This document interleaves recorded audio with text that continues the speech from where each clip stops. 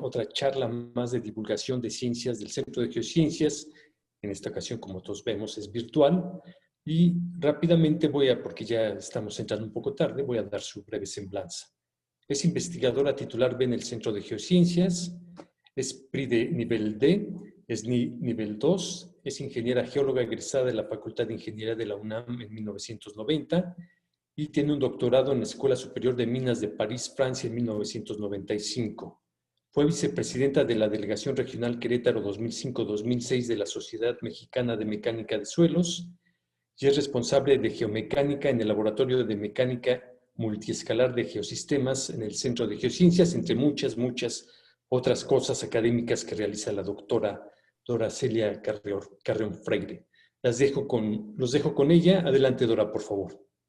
Muchas gracias, Juan. Muchas gracias a todos por estar aquí en estos tiempos difíciles, pero que también nos facilitan mucho este tipo de comunicación. En esta ocasión les quiero platicar el trabajo que hemos desarrollado, que desafortunadamente no ha sido actualizado en los últimos años, pero que sigue siendo una problemática latente en la ciudad en donde vivimos, que es el abastecimiento de agua potable para la ciudad y para los otros fines como agricultura, industria, etc. Pero les quiero platicar en particular cómo se mueve el agua en el subsuelo y en zonas particularmente interesantes geológicamente como es la ciudad de Querétaro y muchas otras que se le parecen en el centro del país, que están ubicadas en fosas delimitadas por fallas estructurales. Para esta plática va a estar estructurada de esta manera. Les voy a dar una pequeña introducción con la situación del agua en México, de acuerdo a las estadísticas nacionales de la Conagua. Les voy a explicar brevemente cómo se mueve el agua en el subsuelo, el agua subterránea, a dar unas características generales del acuífero del Valle de Querétaro, que es el nombre administrativo que le da la Conagua a las unidades hídricas del país para su administración. El trabajo que hemos hecho en el Centro de Geociencias de simulación de flujo de agua para poder entender su desplazamiento y eventualmente calcular su reserva y la afectación que estamos haciendo debido a la extracción excesiva de agua y los retos que esto implica, ¿no? Como escasez, la menor calidad y el hundimiento o subsidencia y el fracturamiento. ¿Y hacia dónde podríamos dirigirnos en un futuro próximo para tratar de mitigar este fenómeno que nos está afectando de una manera tan importante? De manera muy breve les quiero comentar que el agua subterránea en el mundo es muy poquita. El 30% del agua dulce es subterránea.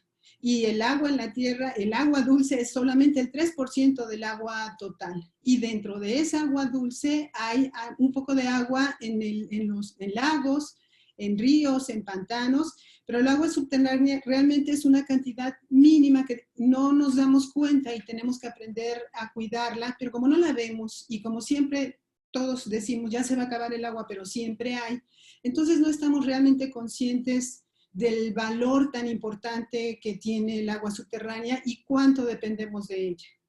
Más de eso, particularmente en Querétaro, en el país es el 60%, 70%, pero en Querétaro en particular dependemos mucho del agua subterránea, sobre todo en las zonas urbanas. Razón de más para tener un cuidado especial. Debo decir que en 1917 el asunto de abastecimiento de agua fue declarado como un asunto de seguridad nacional y desde entonces se han establecido a nivel federal, estatal y municipal diferentes medidas de protección del agua. Y se tiene conciencia gubernamental, pero existen pocas acciones concretas hasta la fecha para hacer valorar este recurso. Entonces, en esta plática quisiera explicarles que no porque no la veamos no está ahí o no se está acabando. De acuerdo a las estadísticas de la Conagua, no tiene caso que les lea los números, ustedes los están viendo aquí, pero de la cantidad que llueve, de la cantidad que llega, digamos, al sistema hídrico, al ciclo hidrológico del agua, La mayor cantidad la mayor cantidad de la precipitación se da obviamente en las partes altas, sobre todo en las partes altas de las cuencas, por ejemplo en la ciudad de Querétaro, en todas las zonas que nos bordean. De ahí una parte se escurre y se va hacia la planicie, pero no toda se infiltra porque una parte se evapora y la otra parte se infiltra hacia el subsuelo, pero de la que se infiltra, mucha se pierde en el camino porque tenemos el nivel de agua subterránea en Querétaro está a más de 100 metros de profundidad, entonces tiene que atravesar 100 metros de zona no saturada, y eso significa que la cantidad que va a llegar realmente al acuífero es muy pequeñita. Entonces, un gran reto es proteger las zonas, sobre todo las zonas altas fracturadas, para que esa agua que llueve en estas zonas altas efectivamente llegue hasta el acuífero y lo recargue. El gran problema que tenemos en México es que en muchos acuíferos, ahorita les voy a indicar las cantidades, estamos sacando más agua de la que se recarga. Tenemos salidas mucho mayores y esa es la razón por la que los niveles de agua subterránea van bajando, bajando, bajando en un promedio en el país entre 2 y 4 metros por año en diferentes cuencas del país y Querétaro no es la excepción. Entonces el sistema funciona así. Llueve, el agua, parte del agua se infiltra, parte del agua se escurre, de la que se escurre, parte del agua es utilizada por la biomasa y parte del agua que se infiltra es retenida en la parte no saturada. Y luego hasta el final, en Querétaro en particular, que está a 100 metros de profundidad, llegaría a la zona en donde la estamos extrayendo y mediante pozos de bombeo y para su utilización de uso urbano, industrial y agrícola principalmente.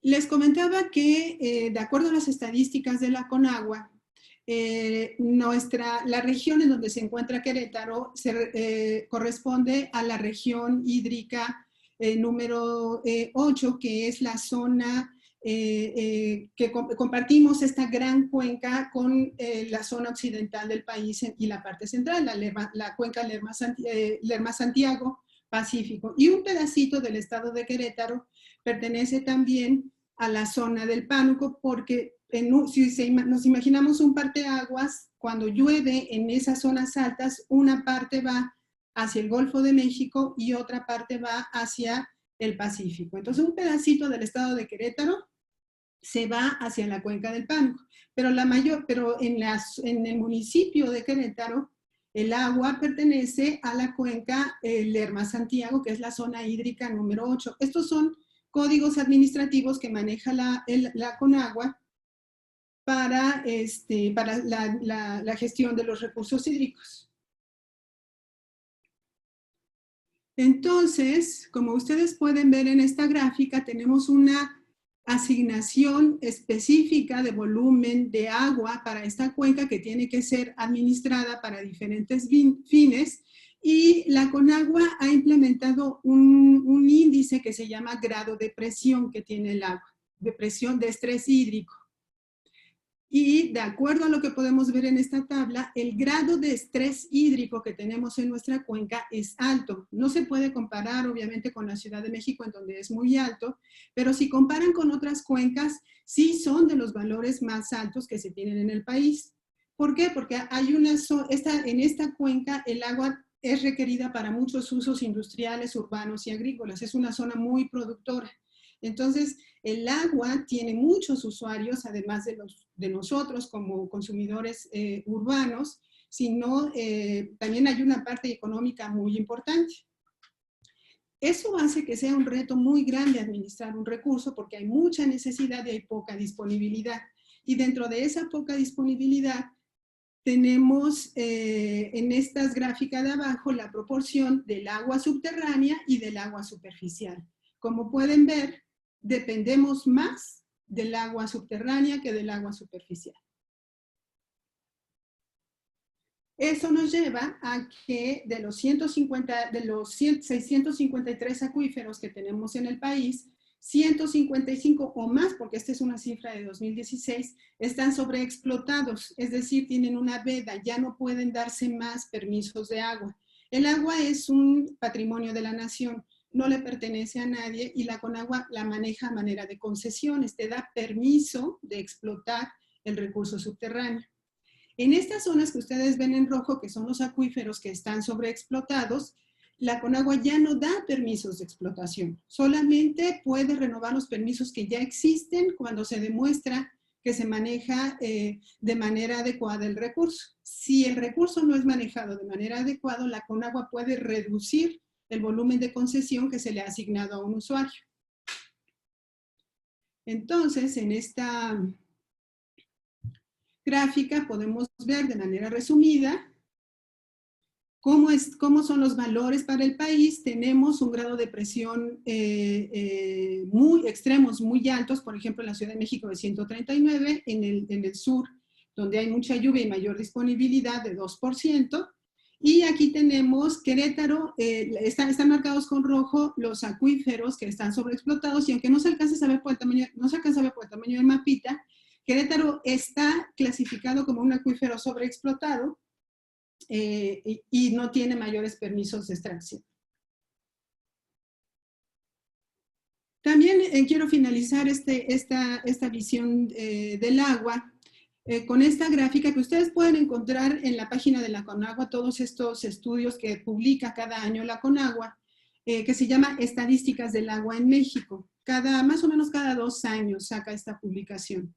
Entonces aquí pueden ver en proporción la extracción del agua, la cantidad que se recupera, si se fijan, siempre es mayor la extracción de lo que se recupera solamente en energía eléctrica, donde realmente no hay una utilización propiamente dicha, solamente hay una movilización, no hay pérdida. Pero todo lo que es y en alcantarillado, bueno, realmente no está medido, porque habría que revisar estos valores.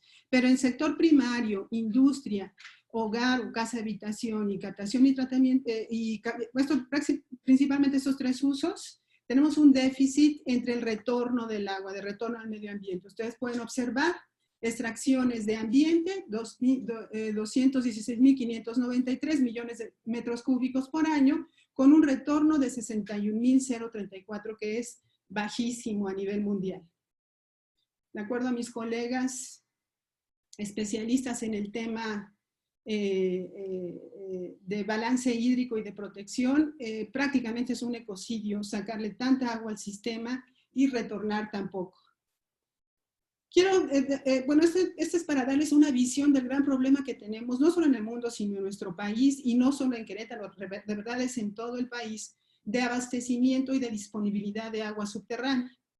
Y les quiero platicar ahora cómo hemos trabajado durante los últimos trabajamos de manera continua durante 11 años. Les quiero comentar que este tipo de trabajo requiere una colaboración muy fuerte y mucha confianza entre diferentes instituciones. Desde 2002 hasta 2015 logramos hacer una red de trabajo en Querétaro fenomenal, con el personal técnico de la Conagua, la Dirección Local de Querétaro, con el CONCITEC, con el CONACYT, la UNAM, la UAC y la Comisión Estatal de Querétaro. Hicimos una red de especialistas que estuvimos colaborando, haciendo sesiones, trabajamos en proyectos conjuntos, desarrollamos mucho conocimiento. Querétaro es uno de los acuíferos, el acuífero de Querétaro es uno de los más estudiados y caracterizados en el país. Desafortunadamente esa liga se perdió hace unos años y por eso lo menciono ahorita, porque la verdad es un llamado para que se motive desde el gobierno y desde academia a la colaboración institucional. En esta red de trabajo empezamos en 2002 con el apoyo de CONCITEC, continuamos con otros proyectos de la Conagua, también tuvimos el apoyo de la CEA, de CIDETEC, colaboraciones con otras instituciones académicas y de gestión del agua, como los COTAS de Amazcala y de San Juan del Río.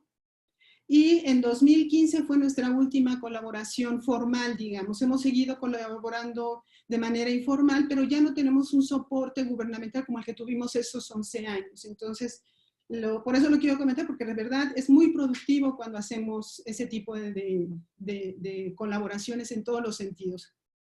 Bueno, ahora les voy a contar en particular del acuífero de Querétaro y lo que hemos estudiado desde 2002 hasta la fecha.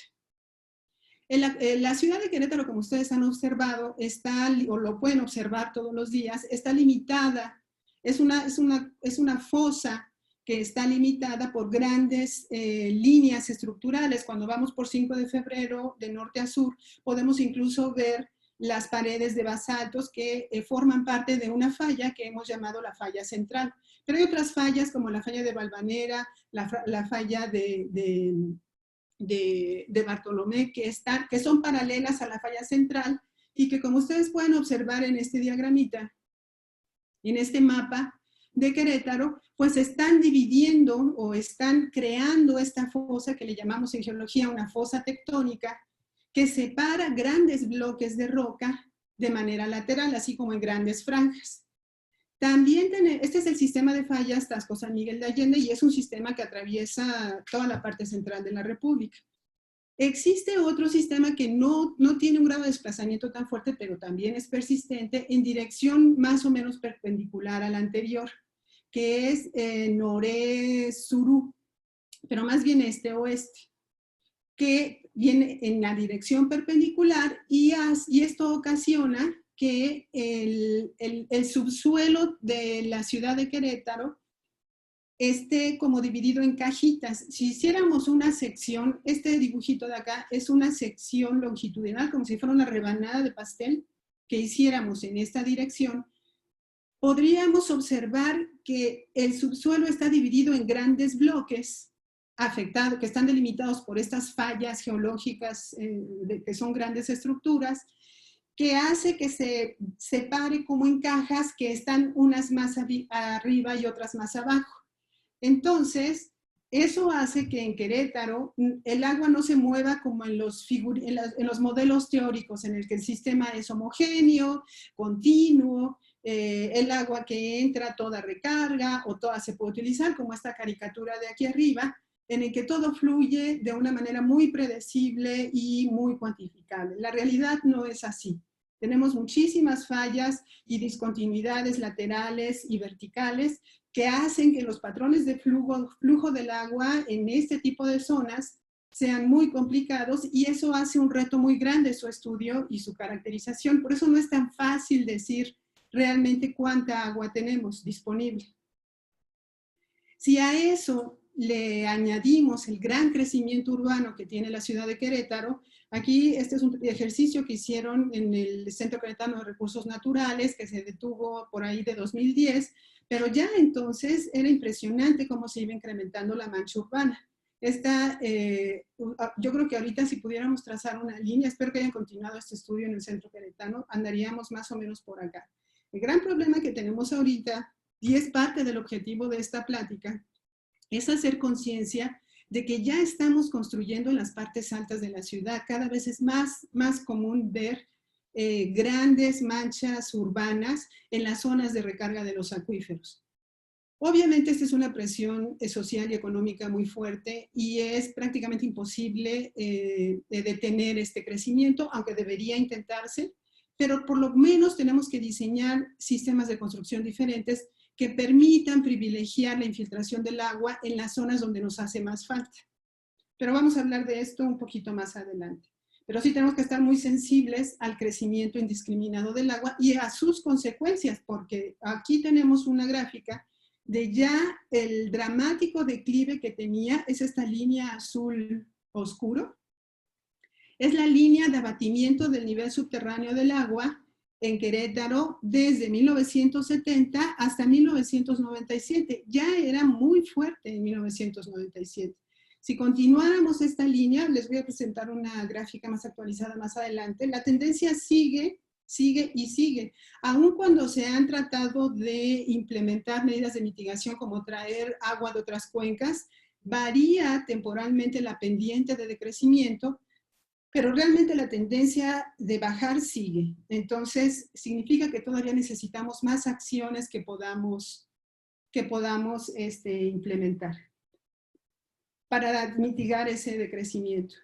Bueno, regresando un poco al acuífero del Valle de Querétaro y a la estructura que tiene atravesada por estas fallas, aquí tenemos un mapa de la geología local de la zona urbana, para que se ubiquen más o menos por aquí anda el Cerro de las Campanas, este es el río Querétaro, y esta es la zona de Juriquilla, y aquí está la zona acá está Juriquilla y acá está el Nabo.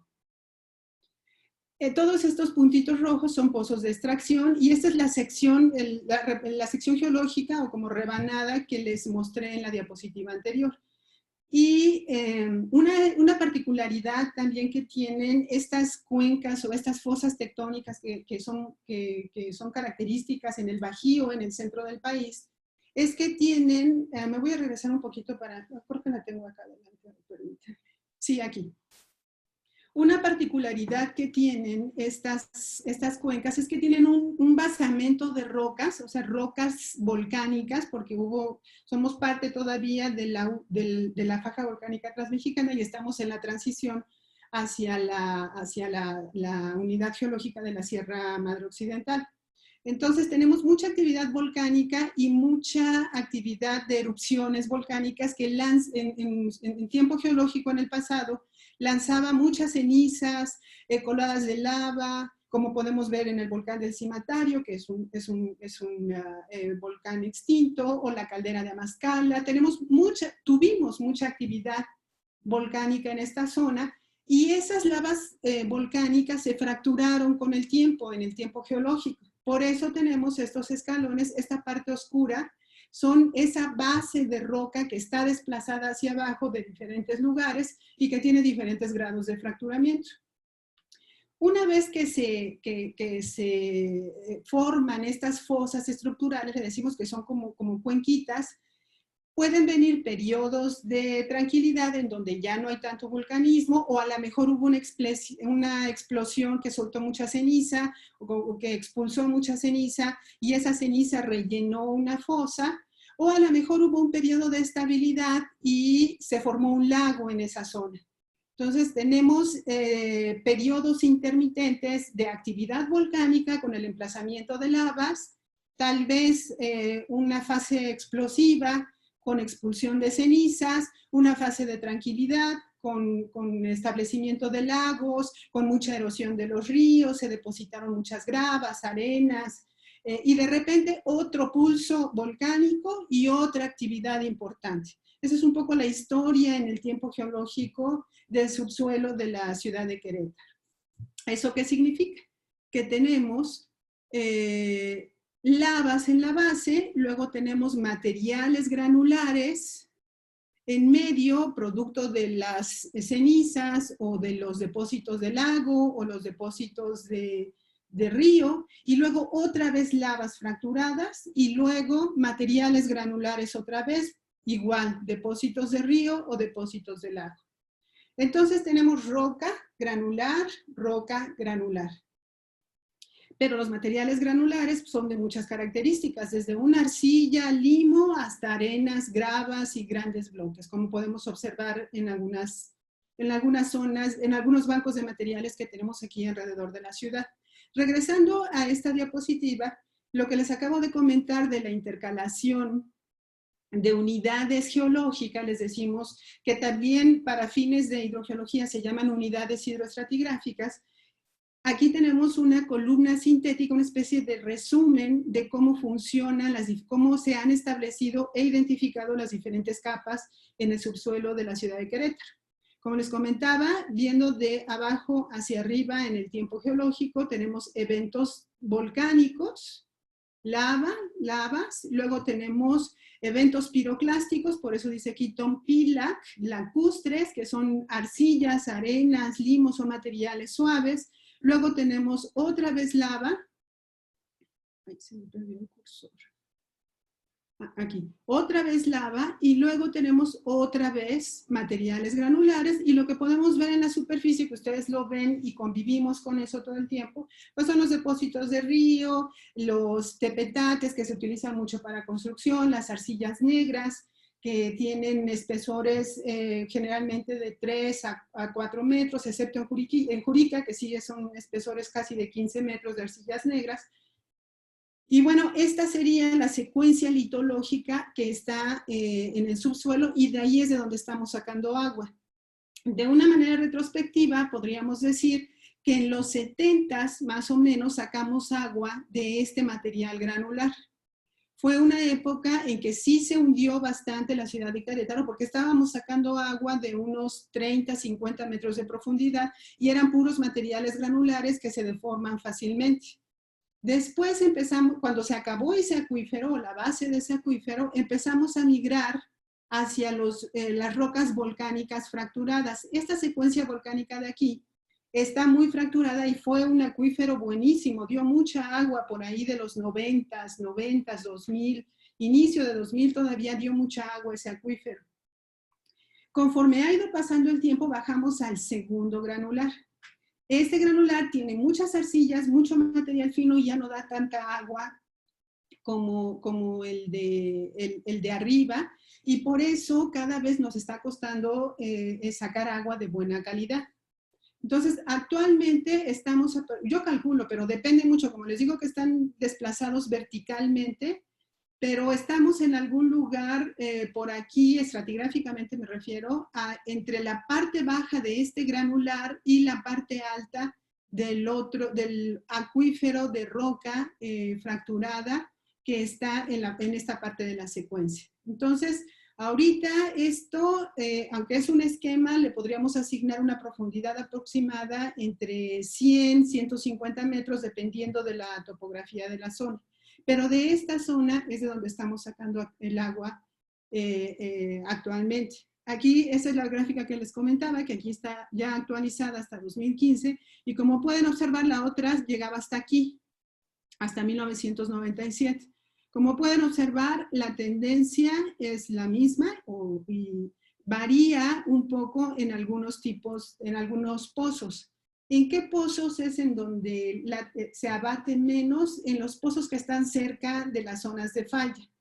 Y lo cual es muy bueno, porque significa que las fallas y algunas fracturas podrían alimentar el acuífero de manera directa. El problema es que no necesariamente esa agua llega limpia. Entonces, como tenemos la ventaja de que alimentara el acuífero, tenemos la desventaja de lo que lo pueden contaminar fácilmente. Entonces, no podemos utilizar esos sitios para recargar el acuífero, porque no podemos garantizar la limpieza del agua que entra al sistema. Entonces, nada más para recapitular y que quede clara la idea, les acabo de comentar que en los 70 sacábamos agua más o menos de este nivel, 70s, 80s, en el 2000 ya andábamos por esta zona, y actualmente andamos más o menos por aquí. Entonces, si tenemos dividida nuestra cuenca en franjas por estas grandes fallas, y también de norte a sur en otras franjas por otra familia de fallas, y además tenemos roca granular, lo que tenemos realmente en Querétaro es un sistema de flujo por compartimentos. El agua en Querétaro se está moviendo como en cajitas.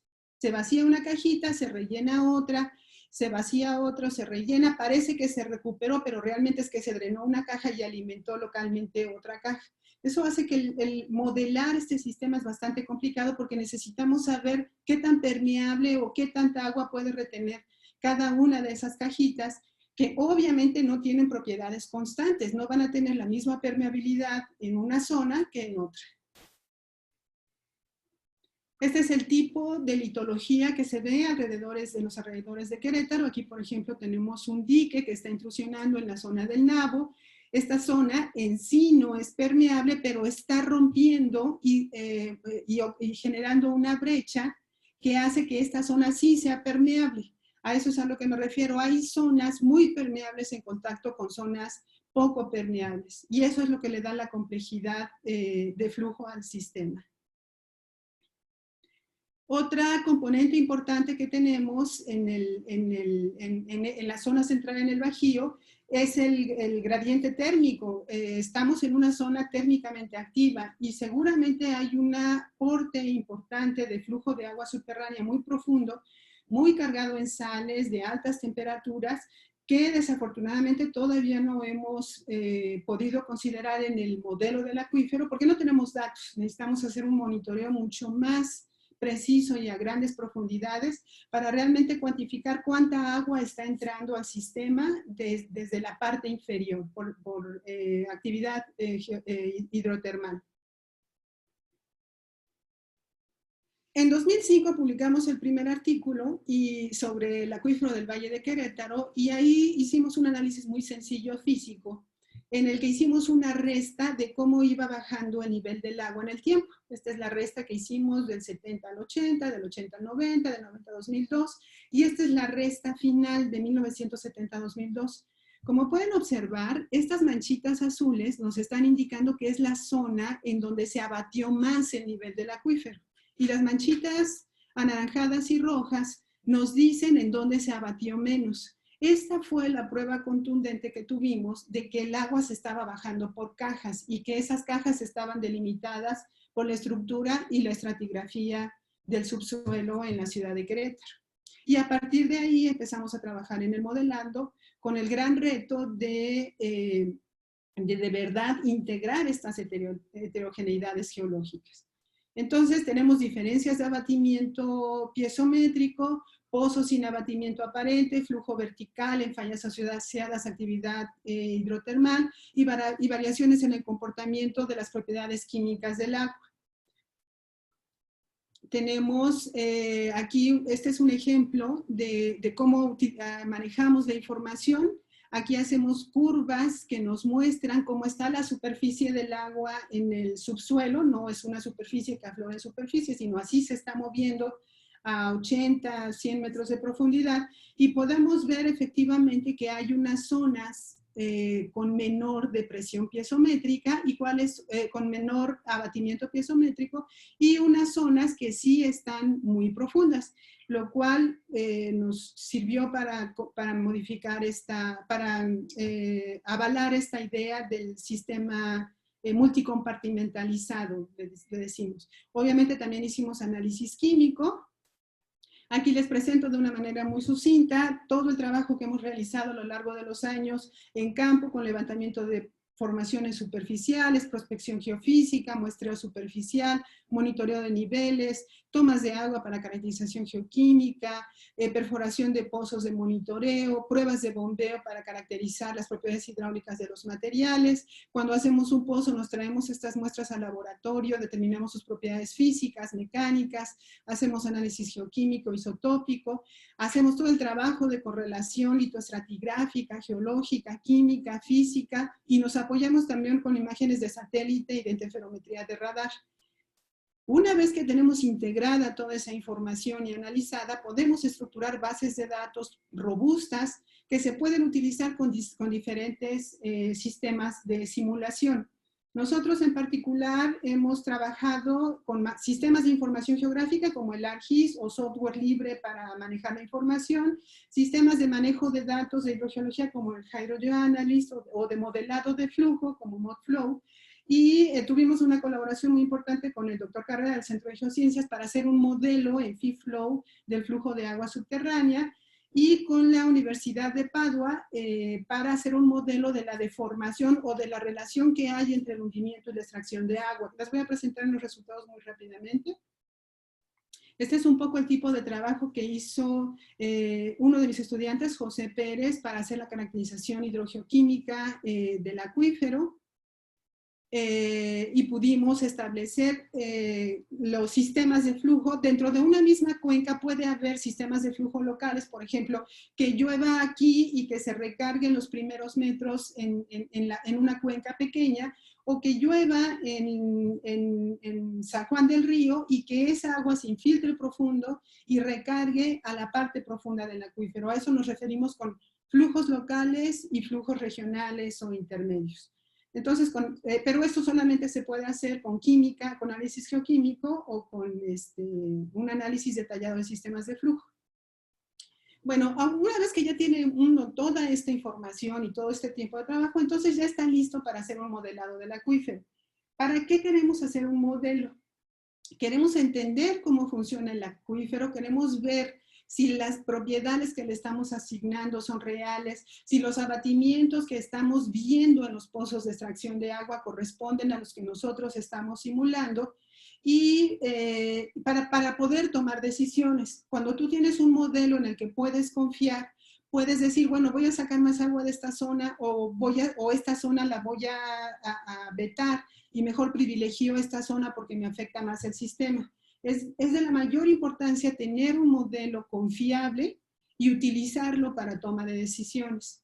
La idea es que este modelo permita hacer un balance hídrico del acuífero y poder decir en qué condiciones se puede explotar y qué condiciones no, como medida de mitigación, porque realmente los niveles de agua es muy difícil recuperarlos todos, pero por lo menos podemos evitar que el daño continúe de una manera tan importante. Como les comentaba, hicimos en el Centro de Geociencias este modelo numérico del flujo de agua subterránea con el apoyo de la dirección local de la Conagua aquí en Querétaro. Fue un proyecto que desarrollamos en 2015 y que llevó a cabo el doctor Jaime Carrera con el programa FIFLOW. Él utilizó, esta rayita que ustedes ven aquí roja, son la frontera administrativa del acuífero del Valle de Querétaro. Aquí están las fallas que le comenté para que se ubiquen un poco. Y esta es la parte central, ¿no? Toda la parte que está en el centro de la cuenca, la parte más baja. El doctor Carrera en esta zona, obviamente por razones lógicas y físicas, se sale de la línea de administración del acuífero porque el agua no se detiene ahí, el agua tiene que continuar su flujo y entonces hay que considerar toda la zona como la zona de los apaseos, en el centro, en el borde, porque tenemos mucha agua que se está moviendo lateralmente y que intercambiamos con otros acuíferos que también tiene que ser tomada en cuenta. Por eso el polígono, este polígono del análisis para flujo es más grande que el acuífero formal administrativamente. No quiero detallar demasiado estos datos también por cuestión de tiempo, les voy a dar una vista muy rápida. Las rueditas más grandes en ese momento eran los pozos más profundos, que no había muchos en ese momento, estamos hablando de 2014 más o menos. Y aquí ya tenemos pozos de 400, 450, 500 metros de profundidad, porque los otros pozos, los viejitos que llegaban a 100, 150, ya no estaban extrayendo agua, que es la indicación principal de que estamos bajando demasiado el nivel del acuífero.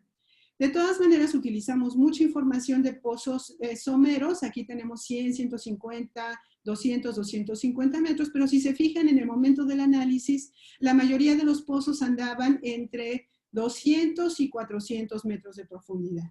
Ahora tengo entendido que cada vez se incrementan más las profundidades y obviamente la mayor parte de los pozos estaban centrados en la parte central, estaban localizados en la parte central del graben. Ahora, 5 años después, hemos observado que cada vez hay más pozos en estas zonas, que es la zona que se está urbanizando actualmente.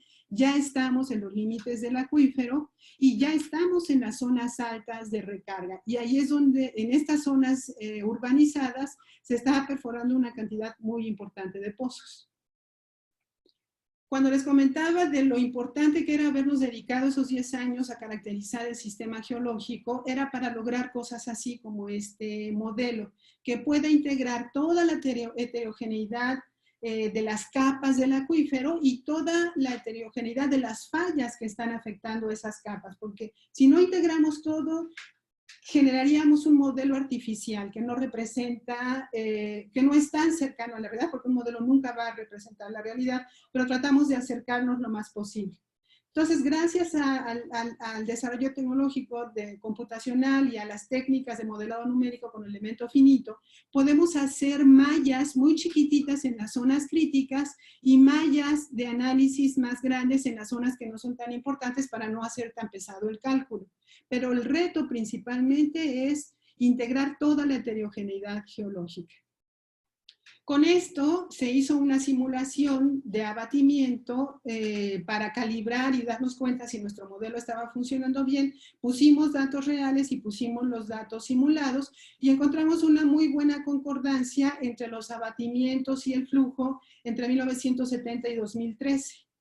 Entonces aquí tenemos que la zona en donde más disminuyó, en donde más bajó el nivel de agua subterránea fue en la parte central, donde efectivamente teníamos la mayor cantidad de pozos, como lo vimos en la figura anterior.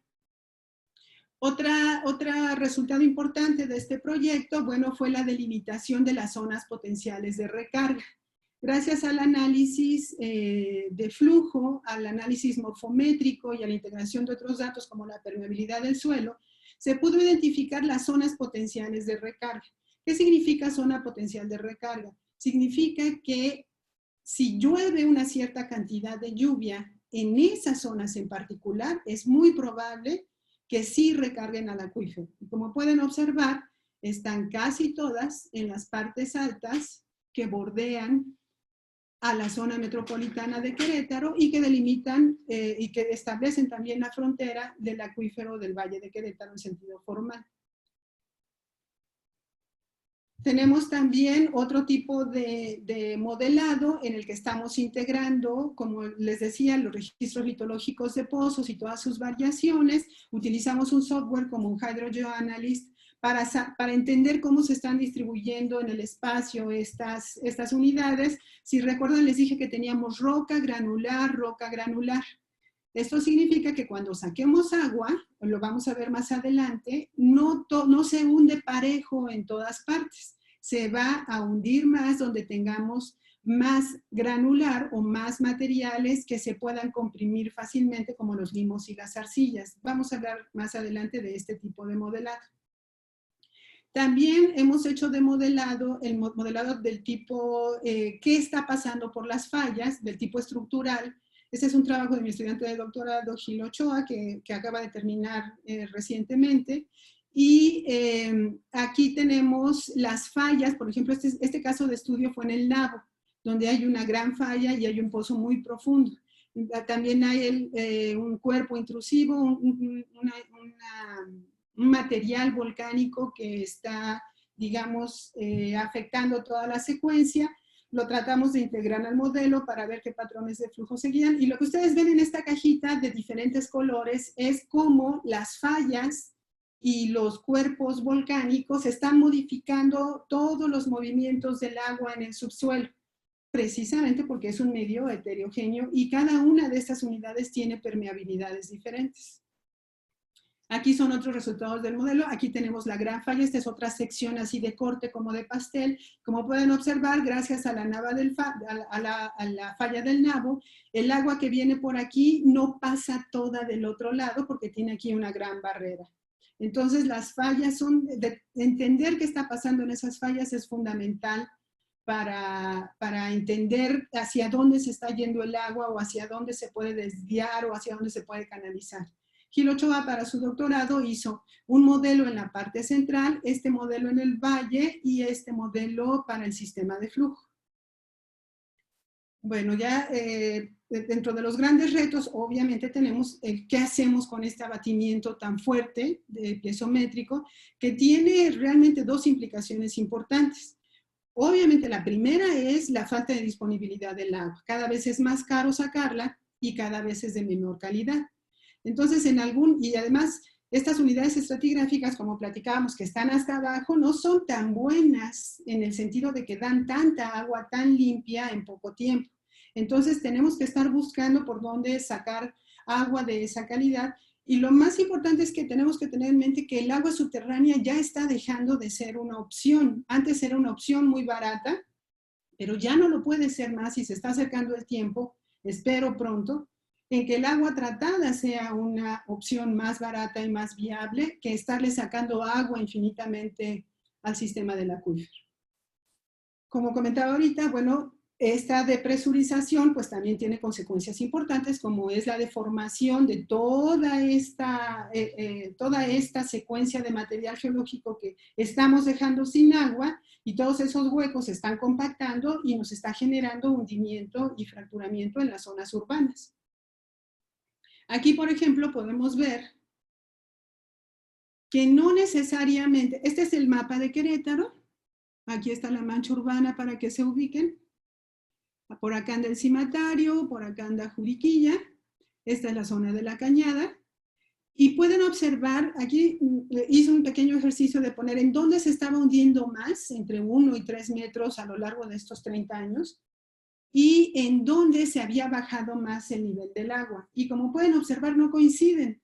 Obviamente no coinciden porque el sistema no reacciona de una manera inmediata. Tú sacas agua ahorita, pero ese sistema se va a ir acomodando poquito a poquito y no se va a hundir ahorititita, se va a hundir dentro de 10 años, cuando, o bueno, habría que calcularlo, o menos, dependiendo de cómo se va propagando esa deformación en el subsuelo.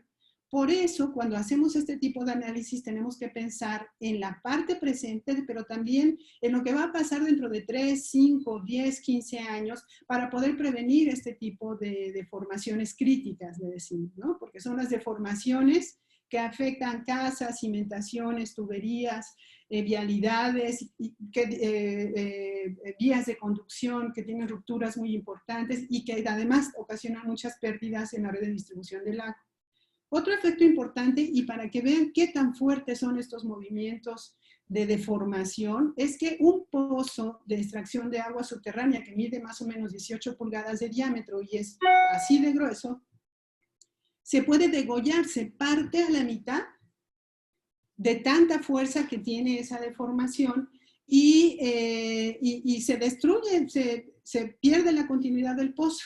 Tuvimos acceso a una información, gracias al apoyo de la CEA, de varios pozos, unos 15 pozos que se degollaron precisamente en esas zonas de falla. Aquí los tenemos, en este mapita se ven más o menos los pozos. Este trabajo lo publicamos en 2016 y podemos observar que los pozos se rompieron, es decir, la fuerza más grande se generó en las zonas de gradiente, o sea, donde había más cambios entre los niveles altos y bajos del agua, en las zonas de falla y en el contacto geológico entre granular y roca, porque esos obviamente son planos de debilidad.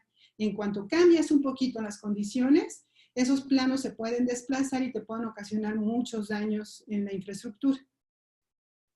Aquí tenemos un poco de evidencia, cuando uno está familiarizado no se nota mucho, pero aquí tenemos una capa que se está desplazando en superficie con relación a otra, o una fotografía de un pozo, una cámara que metes adentro del pozo y en el que se registra cómo ya hay un desplazamiento del pozo porque se rompió, a eso le llamamos pozos degollados. Y esto es por movimientos en el subsuelo, en la estructura del acuífero.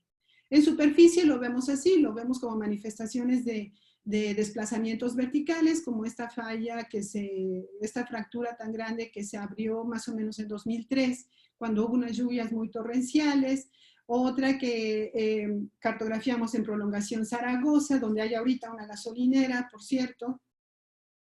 Y bueno, igual que en el modelo anterior, tratamos de hacer en el trabajo de Gil Ochoa, y gracias al apoyo de la Universidad de Padua, una red de análisis muy detallada en las zonas críticas y ya no nada más meter el flujo de agua subterránea, sino ver cómo está afectando la deformación.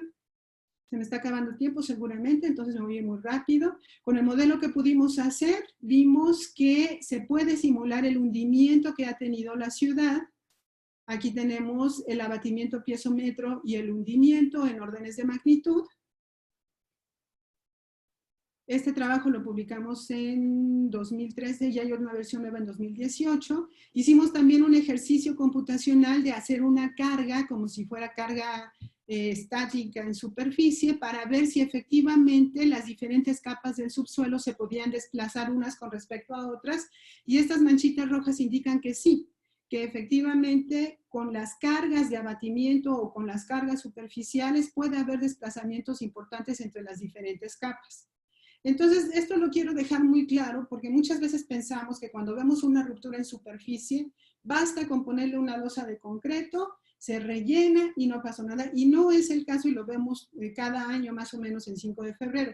Estas fracturas vienen de mucho más abajo, vienen de la zona donde estamos sacando agua. Y se requieren medidas más grandes de mitigación para poder convivir con este fenómeno. No basta con ponerle nada más una losa o cambiar la capa de asfalto encima. Es un fenómeno mucho más profundo.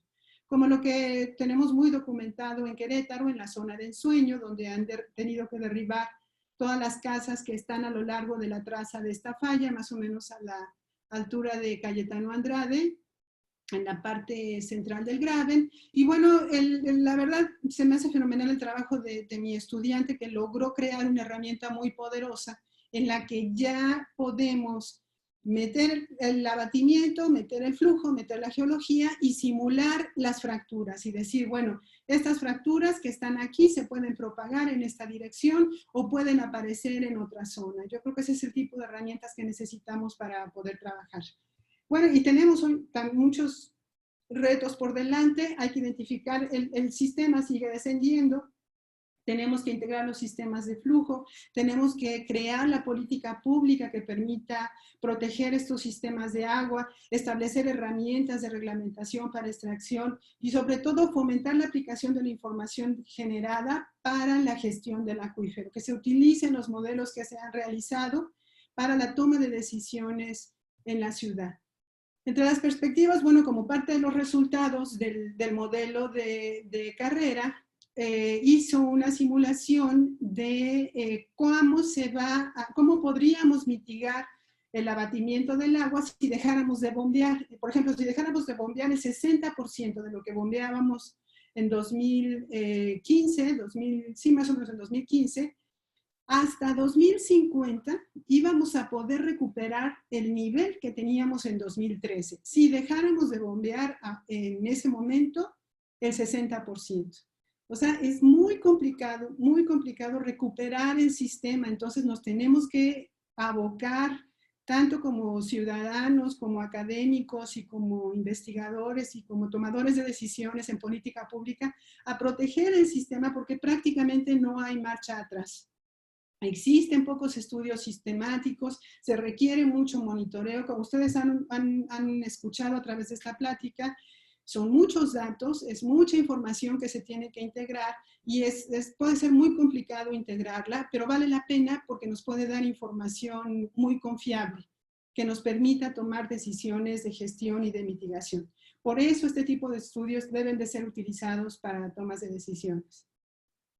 Otra cosa importante que se tiene que hacer en el mediano o largo plazo, como les comentaba hace un momento también, que cada vez bajamos más del agua, entonces estudiar el agua en una sola cuenca ya no es suficiente porque están interactuando con las otras cuencas. Entonces también tenemos que hacer estudios integrales que nos permitan analizar cómo se mueve el agua en todas las cuencas, como un todo, de una manera integral. La idea sería trabajar en esa dirección. Quiero agradecer finalmente el apoyo que tuvimos de la CONAGUA para la realización de este modelo y de todo mi equipo de trabajo, tanto en el Centro de Geociencias como mis estudiantes y mis colaboradores en diferentes instituciones. Muchas gracias por su atención. Quedo pendiente de las preguntas.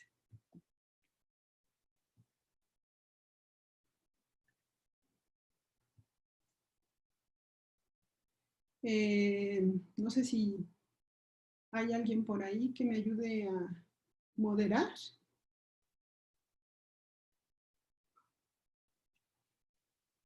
Juan. Dora, ¿Sí? aquí estoy. Es que no podía poner mi micrófono. Sí, ni yo podía tampoco. Adelante, Sara. Yo Sí, dije, ya gracias. pasaron todos y me quedé aquí hablando sola. No, como que nos inhibieron. Bueno, te felicitan. Dicen que aquí por Facebook hay un comentario de Juan Valiente que dice, en el servicio de agua municipal no hay un incentivo para el ahorro de agua por parte de la población al cobrar un gasto mínimo de 10 metros cúbicos. Sería sano que cambiaran esa política para incentivar el ahorro del agua. Claro. saludan y Elvira pregunta cómo puede contactarte y bueno, ya pusiste tu correo.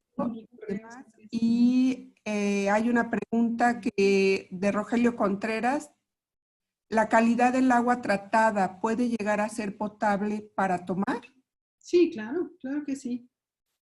Hay muchos tipos de tratamientos de agua de diferentes niveles. Generalmente el agua que utilizamos, que tratamos ahorita, se utiliza más para riego porque hay poca inversión en tratamiento de agua, no se ha fomentado esa industria. Pero en ciudades como París, en Londres, se bebe el agua tratada. Ok, sí. En general, bueno, te felicitan, les gusta mucho tu trabajo. Mucha investigación, dice Oscar Ríos. Él opina que también se tendría que ver métodos como el pluvial para el ahorro del agua y para ahorrar el agua, básicamente. Aquí son todas las preguntas. Muchas gracias, Sara. Bueno, pues no sé si alguien tiene alguna más. Bueno. Acá en... Sí, Dora, hay unas preguntas acá en Zoom, pero no podía abrir el micrófono. Luis Segura dice, ¿la explotación de los pozos podría causar consecuencias más severas en casos de terremotos?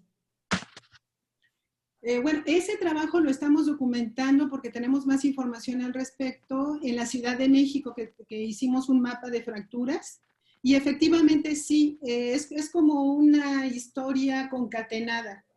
Extraes demasiada agua, el sistema se deforma, se empieza a fracturar, estas fracturas se empiezan a propagar, y si además sacudes el sistema, pues estás fomentando la propagación de esas fracturas, que fue lo que documentamos en la Ciudad de México. Efectivamente, hay una relación directa. Perfecto. Hay otros 3 comentarios. Ricardo Suárez comenta, pero entonces si continúa con esta problemática de la extracción del agua, ¿el agua sería entonces más cara? Sí. Él lo está afirmando, ¿verdad? Obviamente. Mira, yo no sé mucho de economía ni de costos, pero definitivamente el agua que tomamos no pagamos lo que vale realmente. Si de verdad integráramos todo el costo ambiental y el daño que estamos haciendo al sistema, esa agua debería de ser carísima, carísima. Pero el costo político de hacer algo así es alto. Además, es un derecho constitucional tener acceso al agua, ¿no? Entonces, es muy complicado, mucho más complicado de lo que parece. En alguna presentación de algún vocal de la CEA, una señora se paró muy enojada y le dijo al vocal de la CEA, es que ustedes nos quieren cobrar el agua y el agua es gratis. Y le contestó el vocal, sí señora, pero el agua la da Dios y es gratis. Y le dijo el vocal, no, sí señora, pero Dios no se la da entubada y en su casa. Y efectivamente, o sea, todo eso cuesta y cuesta muy caro y tenerla en tu casa es carísimo. Por supuesto, hay una serie de comentarios. Saraí Jiménez, se me encanta la explicación detallada. Pedro Vilchis, ¿qué opinas sobre los pozos de absorción? ¿Funcionan para mandar agua al subsuelo? Funcionarían si se hicieran con mucho cuidado y en las zonas adecuadas, no indiscriminadamente. El problema es que todo el mundo se brinca el análisis hidrogeológico y quiere meter el agua a lo loco en cualquier parte. Y si tú metes agua en una zona inestable que ya está fracturada, puedes propagar esa fractura por carga hidráulica. Entonces, para poder tener una infiltración o una recarga por infiltración adecuada, primero tienes que tener un estudio hidrogeológico detallado e identificar las zonas de recarga. Recuerden que les comenté que no es lo mismo infiltración que recarga. No todo el agua que se infiltra recarga a los acuíferos. Hay que encontrar esas zonas y ahí es donde se debe de infiltrar. Y generalmente son en las partes altas de las cuencas. Abigail Hernández pregunta, ¿existe una manera para poder evitar las explotaciones o al menos poder reducirlas? Sí, claro, se puede hacer una gestión inteligente del agua, sacar nada más la cantidad necesaria en las zonas en donde se mueve más rápido. O sea, cuando tú empiezas a conocer el sistema, te das cuenta, porque al final de cuentas sigue lloviendo aquí y esa agua de lluvia local la estamos desperdiciando y la estamos mandando por el drenaje. Entonces, lo ideal sería que esa agua de lluvia la canalizáramos, que no la revolviéramos con el agua de drenaje y la canalizáramos para hacer recargas locales que nos pudieran permitir un almacenamiento para uso local. Hay muchas maneras de optimizar, pero se requiere una estrategia integrada y se requiere algo de inversión en tratamiento y en canalización de aguas. Claro. Hay otra serie de preguntas. Samantha Álvarez pregunta, ¿el tratamiento para traer agua potable es caro o por qué aquí no se hace ese proceso? Sí se hace, pero no se hace toda la que necesitamos. O sea, todavía es más barato hacer un pozo y sacar agua de 150 metros de profundidad que poner a funcionar bien una buena planta potabilizadora. Ese es el objetivo ahorita en este siglo XXI, revertir eso. Un par de preguntas más porque hay muchos comentarios. Y Alberto Nakis dice, si así como se está extrayendo el agua, ¿en cuántos años se terminará el agua del subsuelo? ¿Y cuál sería el problema si se acaba? La cuestión, como les comentaba con el último diagramita de las diferentes cuencas, es que no es que se acabe el agua. Seguramente siempre vamos a poder sacar agua de las otras cuencas. El problema es que cada vez va a ser más profunda y de menor calidad. ¿Hasta cuándo? Pues no sé, en África ya llegaron al límite, ya se estableció el día cero en que no hubo agua, ¿eh? Pues habría que imaginarse cómo podemos vivir sin agua. Laura, hay muchos comentarios, espero que los leas al final de tu intervención. Nada más la última pregunta que Saraí Jiménez dice, ¿qué tan efectivos son los pozos y a dónde llega toda esa agua? ¿Cuál sería la solución efectiva para tener una mejor absorción aparte de los pozos? Yo creo que una de las estrategias que deberíamos de fomentar es en estas zonas inmobiliarias que se están estableciendo en las partes altas y de recarga, exigir a esas inmobiliarias que hicieran un estudio hidrogeológico y si están en una zona de recarga, ahí sí que hagan un estudio de inyección o de que privilegie la infiltración de agua en esas zonas, porque están impermeabilizando toda la parte alta indiscriminadamente. Yo creo que esa sería una estrategia importante. Y la potabilización, por supuesto, el tratamiento de aguas, la cosecha de agua de lluvia, el invertir en, parece que tenemos el 40% de pérdidas, es un número estándar casi para todas las ciudades en México, que tiene el 40% de pérdidas las redes de drenaje en las ciudades. Entonces, eso, la Conagua ya está muy consciente de eso y lo quieren disminuir, pero pues obviamente son muchísimos recursos, ¿no? Los que se necesitan. Son redes viejas que hay que cambiar. Claro. Ahora, pues hay una serie de preguntas muy interesantes que valdría la pena si tienes la oportunidad de responderles ya de manera particular. Agradecemos mucho tu intervención en esta charla. Sí, yo con mucho gusto los invito a que me escriban y si tienen alguna duda en particular, les contesto con mucho gusto. De verdad, gracias por el interés y ojalá y haya podido transmitir un poquito de la problemática tan fuerte que estamos viviendo. Muchas gracias a la doctora Dora Carrión. Hasta la próxima. Gracias, Dora. También en Facebook hay varias preguntas que quedaron y muchas felicitaciones. Gracias. Por ejemplo, ¿qué medidas regulatorias se están tomando en Querétaro respecto a la extracción de agua? Mira, con el sistema hace mucho que no tengo contacto con la gente de la CEA, yo creo que es como 4 años, pero con el sistema de traer agua de la cuenca del río Moctezuma, la idea era detener algunos pozos y disminuir el abatimiento. Hasta donde yo supe no los cerraron, nada más los pararon. Entonces eso significa que en caso de emergencia los pueden volver a activar. Pero la idea era esa, la idea era traerse agua de otras cuencas para poder dejar de bombear. Pero yo no sé realmente si hay un estudio al respecto, porque yo veo que se siguen haciendo muchos pozos y muchas en las zonas inmobiliarias alrededor. Entonces, no hay nadie que sepa realmente qué es lo que está pasando ahorita con el sistema. Por lo menos de mis colegas, yo no conozco a nadie. Alguien pregunta, ¿qué se puede hacer para que la gente sea consciente y pueda ahorrar el agua? Fíjate que la CEA tiene una campaña de cultura del agua muy importante. Si entran a la página de la CEA, yo creo que ahora los niños educan a los papás porque se los enseñan también en la escuela. Sí, es bien Hay importante. mucho material de divulgación, es una de las cosas muy buenas que ha hecho la SEA en los últimos años. Hay mucho material de divulgación para tomar conciencia del agua.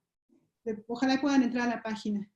Ok, y finalmente te preguntan la permeabilidad de los suelos, de los tipos de suelos, ¿cómo la llevaste a cabo? Si fue en laboratorio o a través de un SIG. Sistema de Información Geográfica. Sí, No, pues bueno, hay varias, cuando se habla de permeabilidad podemos hablar de la permeabilidad de la primera capa del suelo, que son 5 metros, que se puede estimar con infiltración, pero esa es una permeabilidad, o la más confiable para el tipo de modelos que hacemos nosotros se hace con pruebas de bombeo. En un pozo que ya extrayendo agua, sacas a un gasto constante y vas midiendo cómo se abate y cómo se recupera y con eso calculas la permeabilidad. Con Sistema de Información Geográfica no puedes medir permeabilidad, ese es nada más un manejador de base de datos geográficos. exacto. Bueno, y te felicitan por el tema, les gustó mucho y Mar Ramos quiere que la asesores a ver si es posible porque está empezando a diseñar un proyecto para aprovechar el agua de lluvia. En general, Felicidades. Sí, claro. muy, igual se contactará contigo posteriormente. Y pues creo que es todo. Muchas gracias por tu plática, muy interesante el tema. Muchas gracias a ustedes por el interés. Gracias, Sara. Gracias, Juan. Gracias a todos. Gracias a